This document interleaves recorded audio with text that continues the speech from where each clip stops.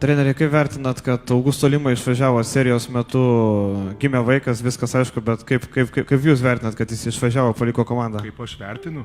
Taip. Tai aš jam leidau išvažiuoti. Bet ar normalu, kad pusfinaliai išvažiuoja žaidėjas vis tiek? O tu turi vaikų. Tai kaip turėsi vaikų, jaunuolį suprasi. Nes čia yra maksimumas, ką žmogus gali patirti. Vau, geras klausimas tikrai. Tu galvoji, krepšinis yra svarbiausia gyvenime? Pusfinalis? O kam jisai yra svarbus? Kuriai? Tu matei kiek žiūrovų? Svarbu?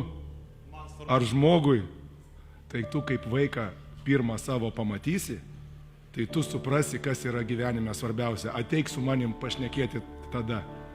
Nes nieko negali būti didingesnio pasaulyje kaip vaiko gimimas.